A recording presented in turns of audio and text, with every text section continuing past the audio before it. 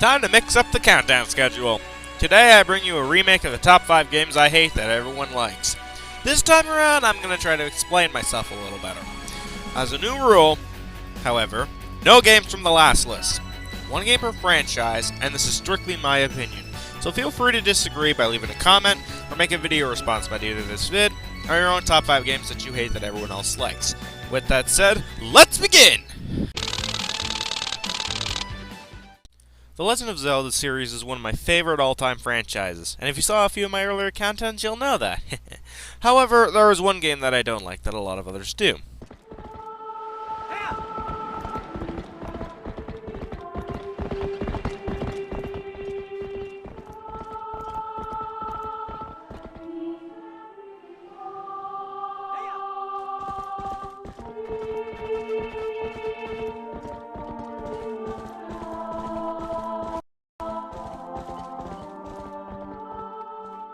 No offense, guys, but I think this is one of the weaker installments.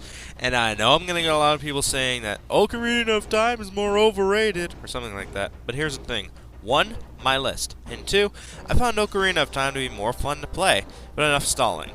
I found the only decent thing about this game to be the graphics, which look okay, but are completely bland in color. Seriously, Nintendo. What is this, Call of Zelda? The music is pretty much lackluster. I like Hyrule Field and the boss themes, and while it has a nice variety in instruments, the musical pieces composed aren't my cup of tea. As for story, it's just okay.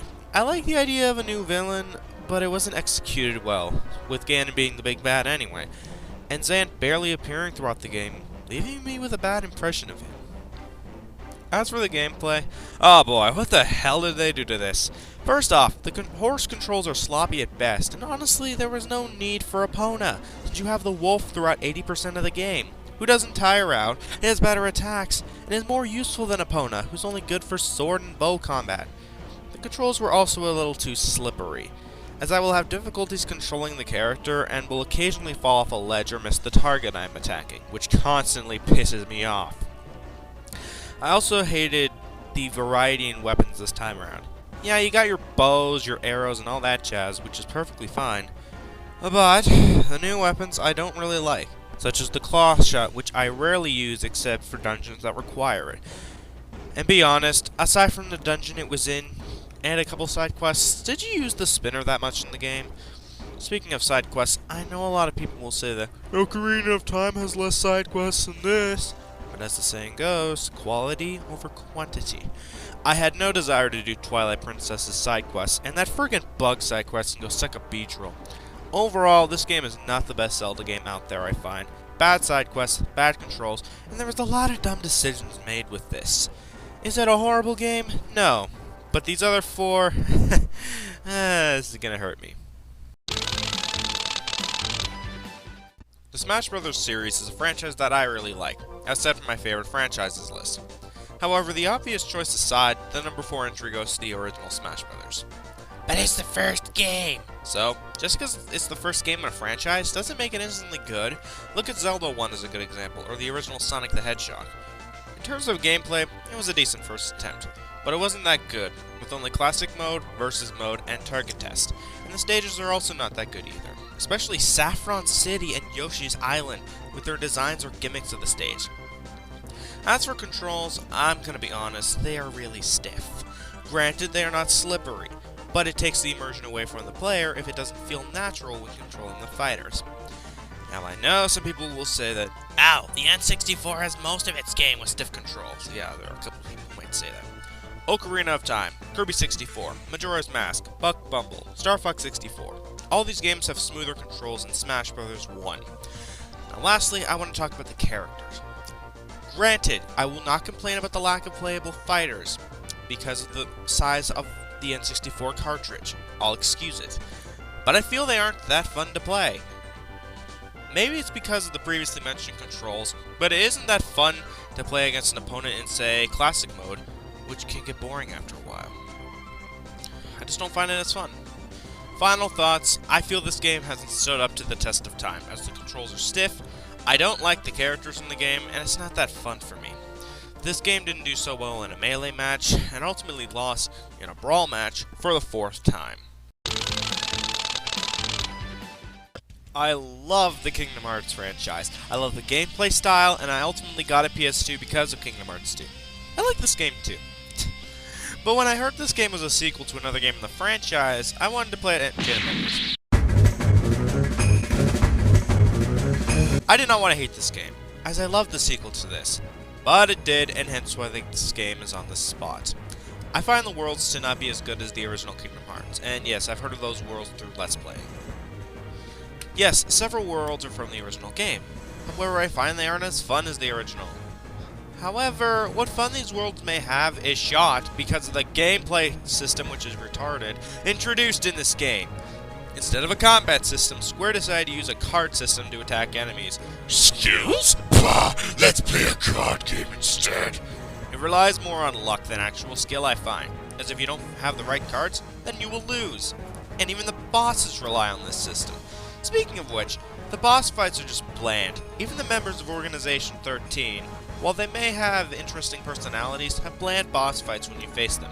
And the problem comes from, spoiler alert, the card system, and Rechain of Memories also has this.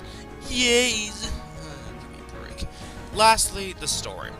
I found the story to be a little confusing. Like, how did Riku and Mickey escape the Door of Darkness, etc. I couldn't find any plot holes in it, but to be fair though, I haven't played the first one, so it would be hard to spot anyways.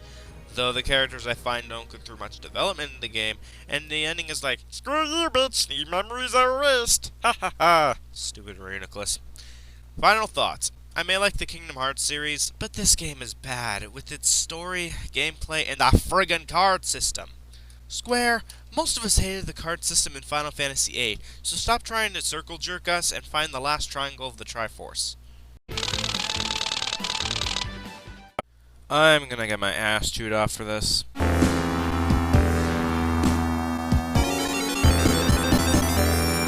Sonic and Knuckles were meant to be one whole game. If you hate this game, then that game must be also on this list.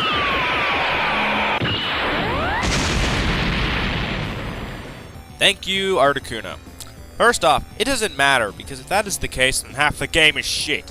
And two, even if this was meant to be one whole game, explain to me how the re-releases have Sonic 3 and Sonic & Knuckles as two different games. And for some consoles, you have to buy both versions to get Sonic 3 and Knuckles, or in the case of Ultimate Genesis Collection, not there to begin with. Also, if it was originally one whole game, why does it, Sonic 4 Episode 1, say, takes place after Sonic and Knuckles? If this game was originally one whole game, show me an interview. Oh, and the lock-on cartridge does not count. Because if you're using that as a reason to say that it was one whole game, then question, was Knuckles the Echidna and Sonic the Hedgehog 2 originally one game as well? But I digress. I don't like the gameplay of this too much. Sure, it's nice to see Sonic and Tails as different playable characters, but their stories aren't too different. One of the problems I had with Sonic 2 was the endings, as they weren't too different. But it seems Sega didn't listen to the criticism for that, as the endings aren't too different here. Sure, the controls are decent, but if a game screws everything else up, then it doesn't matter. The level designs aren't too fantastic either. Ooh, a carnival level! Ooh, a yiffing water level! Hey look, who cares? And that special stage with its bad designs and cheap bumpers can go suck a phoenix egg. Also, these special stages just hurt my eyes. Ugh. Thank you. But what about the shields? It's not too special. The only one I liked was the Aqua Shield, and I only remember using it in the Hydro City level.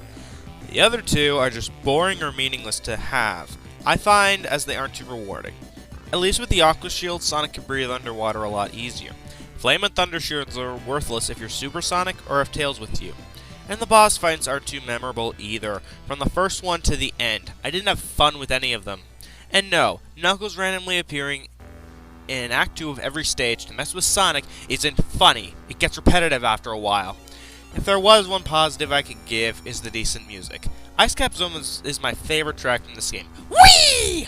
Overall, this game is not that fun to play. The gameplay is bland, I don't care for the level designs, and it's the worst of the trilogy in my opinion. Oh, and adding a save feature doesn't make the game any better. If you like the game, that's good for you. I did not, though. However, there is one worse. So, let's dash at it with Sonic Speed! Well, time to put Gen 3... Where's Ruby? Okay, who took the Ruby cartridge? Oh, you two. What do you want? But Mario 64 was on the original list. Alright, let's see what it got here. Well, anything but this game.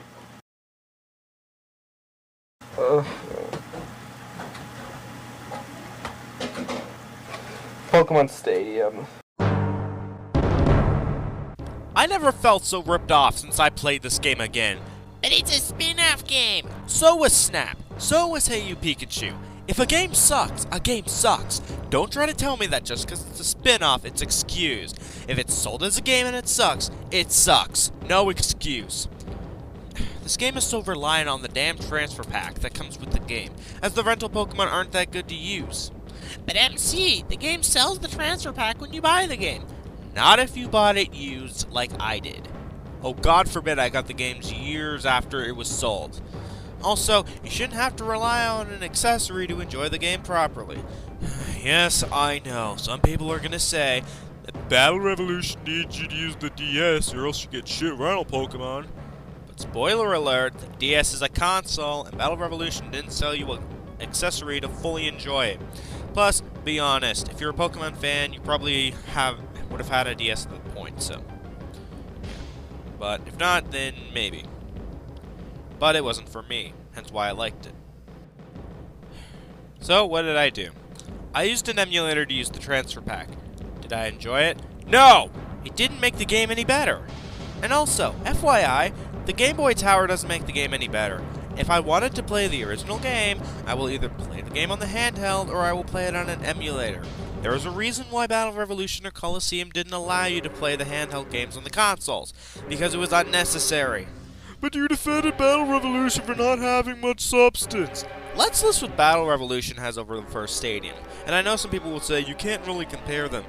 Hey, Battle Revolution was listed as Stadium 3, and I did say in I did defend Battle Revolution for not having much substance, so there you go. Online play. Different conditions for battle. Customizable characters. Adding friends. What does Stadium have? Battle opponents. Rental Pokemon / different battle conditions. And minigames. Minus the Game Boy Tower, because that doesn't really help the game. And even then, it would be tied. I also hated the minigames in the game, because that was the most fun I had with it, when it shouldn't be. It shouldn't be more fun than the actual game. Gym Leader Castle, 12 battles or more of similar opponents except for the leader. Repetitive battling, which can be blamed on Generation 1's shit battle system, and this feature can get boring after a while. Yes, you can argue Gen 1 had horrible battle mechanics, like the cheap fighting with psychic types and lack of strategy. But it doesn't excuse this game. Stadium mode? Same battling except for level conditions, and there is a second round to it which drags on even longer. But you can get uber Pokemon like Mewtwo. In Generation 1, aka Red, Blue, and Yellow, you can get Mewtwo after beating the Elite Four, and you can raise him properly. Unlike Stadium, which was leveled 100. Overall, I hate this game so much. Gen 3 may have some problems, but at least the game had some decent battle mechanics and it introduced double battles. This game was shit, and now some of you may say, what about the US Stadium 2 or the Japanese version of Stadium 1? Stadium 1 Japan I never played, and the same goes for Stadium 2, except with Stadium 2 I played that game as a rental. I'm the Mountie Chief, and Gen 3 and Gen 1 are on equal levels of shit in my opinion as of now, and some of you may say that I had a different opinion of Stadium when I did top 5 Pokemon generations. Times change. Ever since that list came out, I played it again, and you know what happens.